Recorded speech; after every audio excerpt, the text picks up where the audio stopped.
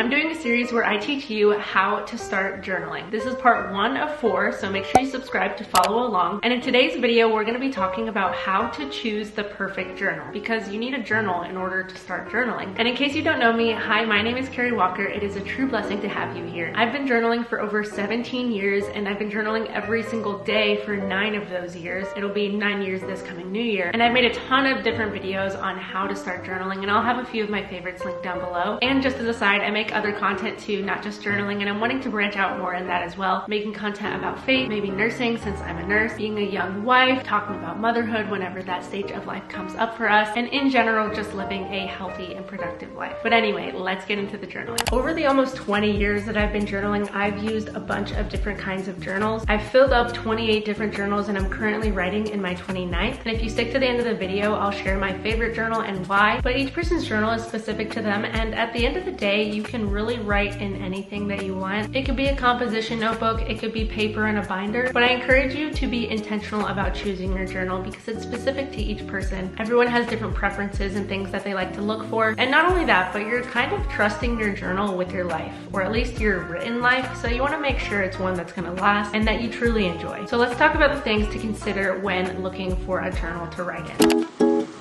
You can get really technical when it comes to the different sizes of journals, such as considering the A versus B series. So if you've ever heard of the size A5 journal or B4, that's what that's talking about. I'll put in a couple pictures of what that looks like just for reference. But honestly, scratch all that because you don't need to know that. You really just need to know if a journal is big, medium, or small, and which one works the best for you. So here you can see 3 different sizes of journals just for some reference. If you're new to journaling, you might want to start out in a smaller journal, just because if you've never journaled before, a blank page can be really daunting and filling it up can be really difficult. So a smaller journal has smaller pages, obviously. Being able to work through pages more quickly and easily will maybe make you feel more comfortable in journaling quicker and encourage you to keep going. I like using bigger journals for more creative things usually. I used to love writing in big journals like this one. It just gave a lot more room to write on one page, to do different artwork and things, to have it all on the same page in one spot. I also have been using this bigger notebook recently to do different Bible verse studies, and I like the big page because it allows me to do it all on the same page and see everything at the same time. For my daily journaling, I've been using a more medium-sized journal for the past couple years. This is actually an A5 size journal, which is one of the most common standard sizes of a journal. It's a really good in-between between a big and a small journal. Something like this is just a little too small for me. I like little journals like this for little notes, to-do list. When you're picking out the size of your journal, you also want to consider portability. So if you plan to take it with you, can it fit in your bag easily? Something like this might be easier to fit than this. Or maybe you want a smaller pocket-sized journal so that you can take it around with you throughout the day very easily and write any random thoughts that you have. But overall, when it comes to daily journaling, personally, I think A5 is a good size. You don't even need to know what the A5 size is. You can just look for a medium journal about this size.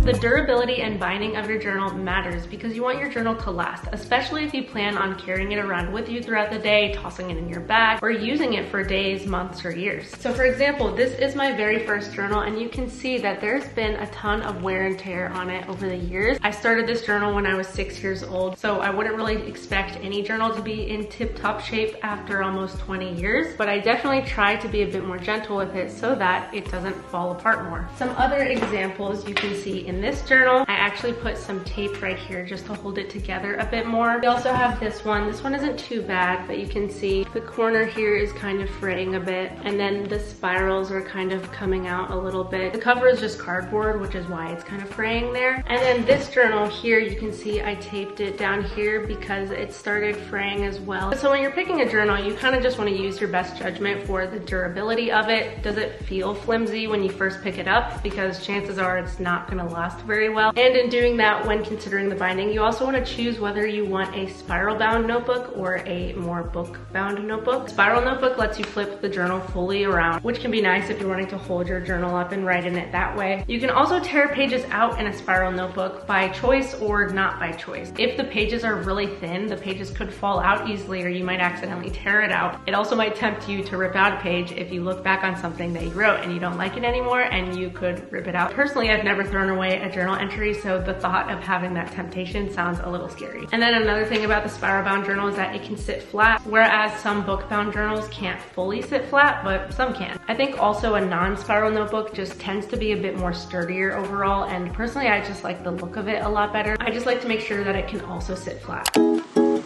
For the length of your journal, you probably don't want something that has like 10 pages in it, because then you're gonna get through it really quickly. But something with hundreds of pages might feel like a lot, especially if you're new to journaling, if you've never filled up a journal before, if you're not sure if you're even gonna stick with it. That can feel like a big commitment. And with that, how often are you planning on writing? Because if you're gonna be journaling every single day, you're gonna fill up a journal much more quickly than if you were journaling once a month. And you might wanna think about that when considering the length of the journal that you choose. And in general, the longer your journal, the more you do it, the less I feel like page number really matters, because for me, I know I'm gonna stick through the journal through the end, and I do tend to like something with a bit more pages just so that I don't fill it up as quickly. Otherwise, I'll have hundreds of journals filled up, and to me, it's not about filling up journals and rather just having something to write in that's reliable. Also, some journals even have page numbers. So you can see this one here has the page number in the bottom corner. So it's really easy to see that this journal has 256 pages in it. For me, I'm a planner, so I just like having it kind of in my mind of how much longer it'll take for me to finish up a journal and when I need to be thinking about starting my next one. And because I make videos whenever I end a journal and start a new one, I like having a general idea of when I'll be filming those videos, and having the page number in my journal definitely helps with that. Or if you're referencing a previous entry, you can say, oh, and I wrote about this on page 47. People have different preferences when it comes to the thickness of paper. Some people like thinner paper because it's smooth when writing on it. Other people like thicker paper because it helps prevent bleed through. And in general, the thicker the paper, the thicker the journal, because a thicker piece of paper is gonna take up more space and have a thicker journal than if you were to have a bunch of thin little pages stacked together. If you just wanna write with pen and nothing else in your journal, then it's okay to have more of a thinner page. But if you're like me and you like using markers and highlighters and different colors in your journal entry, you might wanna have a thicker paper, because typically those kinds of pens and markers will have more bleed through. If you wanna get technical with the thickness of paper, the thickness or weight of the paper is actually measured in what's called GSM, which stands for grams per square meter. So I have some different papers to show you here to kind of give an idea of the difference. The bigger the number of the GSM, the thicker or heavier the paper is gonna be. So here we have some Bible paper. It is super duper thin. Bible paper is typically about 30 to 40 GSM. And if I had to guess why, it's probably because there are a lot of pages in a Bible. So if it was on thicker or heavier GSM paper, then the Bible would be heavier, and then also it would probably be a lot wider. Personally though, I wouldn't mind that at all if it meant having a Bible with thicker pages. Then we have printer paper, which is about 80 to 100 GSM. You can see it's still pretty flimsy, but still a good standard weight. A lot of journals are in the 80 to 100 GSM range. This journal though has 120 GSM, so you can see it's a bit thicker, so that's gonna prevent more bleed through. Then we have this journal. This is actually a bullet journal, and it has 160 GSM pages, so it has even thicker pages. Not all bullet journals have 160 GSM pages. This one specifically does. So if you're wanting to bullet journal and have lots of colors and markers and fun things in your bullet journal, then you probably want to find one that has thicker paper. And then we have things like cardstock, index cards. That's usually about 200 plus GSM, and as you can see, it's very thick.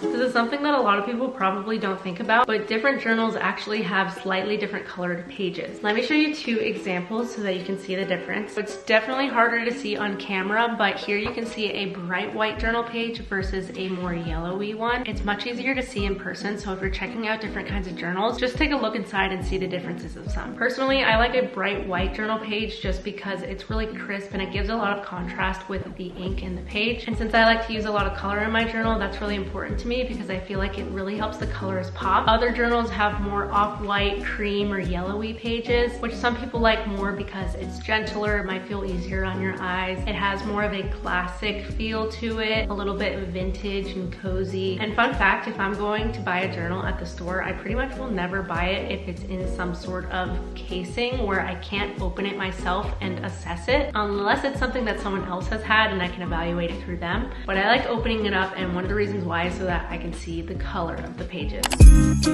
When you're evaluating the paper, you also want to decide what kind of paper you want to use, and by that I mean you need to decide if you want to use lined paper, dotted paper, graph paper, or blank paper. So here you can see some lined paper. That is just the standard thing to write with in a journal. You obviously don't just need to use it for writing, you can do artwork in it as well. Those are just a guide for what you can do on the page, but just like you can color outside of the lines, you can also write outside of the lines. So again, it's just a guide. But overall, when I journal, I mainly write overall, so that's why I like having a lined journal. I do artwork and hand lettering as well, but writing is definitely my main focus. Whereas things like this, a dotted journal, that obviously is good for bullet journaling, or a lot of people will do scrapbook type journaling, so they like using the dots as a guide for that. There's also graph paper, of course, too, but that would be a bit busier because there are lines all over the page. And then if you want a more minimalist, free flow look, you can also use blank pages with nothing on them. That just gives you a lot more freedom on the page because you don't really have the guidance of lines or dots, hence why a lot of people use it for artwork, sketching, doodling, but some people like writing on blank pages as well. So when it comes to the lines on the page or the width that they are apart, that obviously only applies if you have a lined journal. You want to think about more so if it is college ruled or wide ruled. I personally like college ruled. I think it just looks way better, and I don't really need to write super big on wide ruled lines. For a beginner journaler, especially if you're younger, having a wide ruled journal might not be a bad idea. Some journals have super small little lines, and personally I don't want to be writing super teeny tiny in my journal. And another thing to look at when you are looking at the line spacing is the line color. Same thing with dots in a dot grid journal. Some of the colors of the lines and dots in journals are so dark and bold, and I don't really like that, honestly. I like when it's more faded. So that's another reason why I like opening up a journal and assessing the inside before I get one, because if the lines are dark black, then I don't really like that as much as if they were a lighter, more faded color, especially because I like it being more of a guide rather than a part of the entry, if that makes sense. Or if I'm doing any sort of artwork or hand lettering or writing on more than one line at a time, I don't like the line kind of getting in the way of that. I like it fading in the background. The look of your journal also matters because you want to like looking at it, especially if you're trying to build the habit of journaling. Having a journal that you're excited to write in definitely helps. So look for a journal with a certain color or design that you like, and find that balance between aesthetic and functional, what really matters to you. Here are just some examples on some different looks of journals. You can see that this one has a really fun marbly design on the cover. These two have fun designs on the side, which I think is really cool. And this other one back here has rainbow on the sides, which is something that I added myself. Another way that you can customize a journal is to add stickers. So here I have this sticker that have the different fruits of the spirit on it. You also obviously don't need to add stickers. You can just keep it plain if you just want to have a plain looking journal. This is another plain one. It has a leather cover and it also has golden pages on the side, which I think is super cool. Personally, I try to use a different kind of journal every time. Even if I'm using the same brand journal, I at least like to try a different color of the journal. I've never used a journal that is the exact same as a previous one. Some people like having the same look for all of their journals to have more consistency, but again, I just personally like using a different one each time. I feel like it spices it up and it just gives more variety to my journals. And I feel like too, your life grows, evolves, and changes so much over the years. So I like that my journals do too. I feel like it reflects the stage of life that I'm in, and it tells a story just from the outside, which is really cool, especially because the real story is on the inside.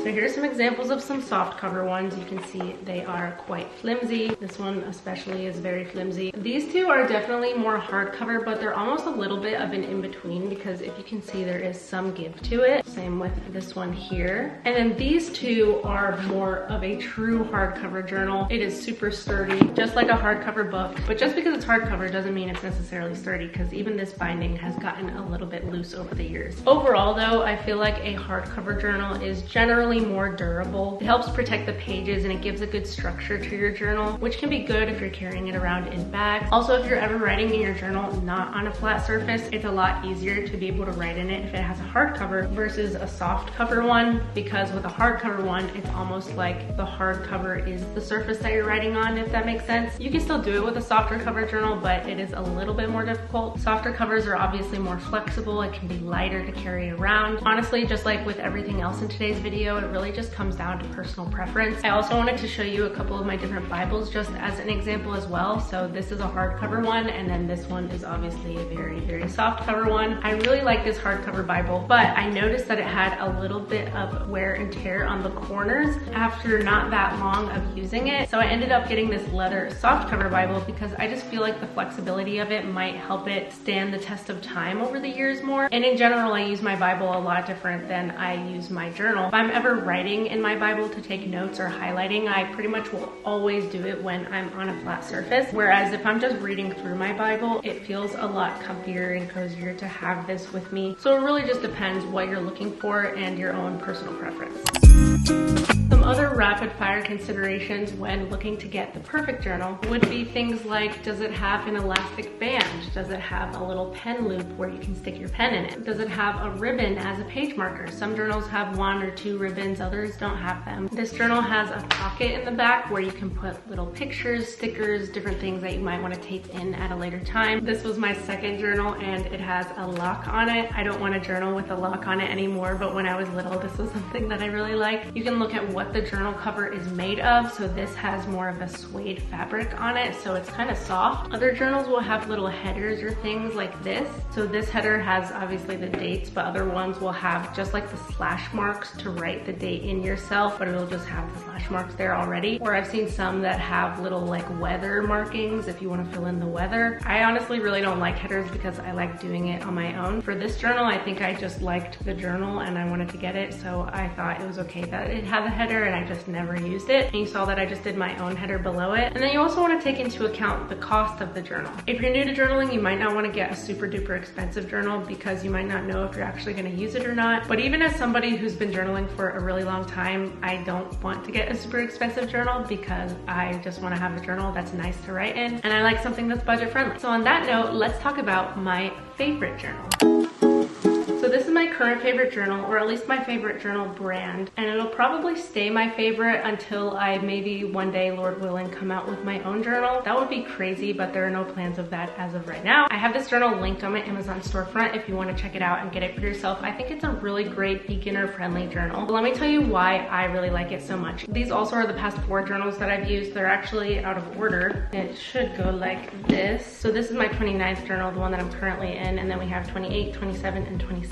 But as you can see, I've also used a different color for each one of them because, as I said earlier in the video, I like using a different color journal for each journal that I write in. So to start out, it's an A5 size journal, which I just think is a really good happy medium size, and it's also very sturdy. The binding feels really secure. It has 256 pages in it, and they're numbered pages. It also has 120 GSM paper, which I feel like is kind of hard to find in a journal because most of them are usually 80 to 100 GSM. And because I like using different colors and markers and things in my journal, I appreciate having a thicker page. It doesn't completely eliminate bleed through and ghosting, but it definitely makes it a lot better than if I were to use a journal with thinner pages. The pages are also pretty bright white, which I really like. It helps the colors pop and look more vibrant on the page when I use them in my journal. And even if I'm just using black ink, I just personally like the contrast that it has. I use lined pages for all of my journals, but this brand does also come with dotted journals and graph paper journals, which I haven't used personally, so I can't really speak on how those are. But I feel like the lines on this page are nicely spread out and they're a good color. They're very faded, so when you're looking at the journal, it's not super in your face. Also, another little thing about the lines, you can see it goes to the end of the page and it doesn't just stop like right here. And I like that it has that. I don't really like when there's a little bit of a margin. There's also different color options, so right now my plan is just to use the different colors of them, and I don't really know what I'm gonna do once I use all of the colors, so I guess I just need to hope that they'll come out with more colors potentially, or maybe I'll find a different journal that I really enjoy. It also just has a really clean look to it. I feel like it looks more mature. And then obviously it has a hardcover. There's an elastic band, and I like that the elastic band matches the color of the journal. This journal also has 2 ribbons for page markers. I honestly don't use both of them. I'll just use them both at the same time. And then there's also a pen loop in it, which I honestly never use. I'll just instead put the pen just like right on top like that on the elastic band, even though it kind of will like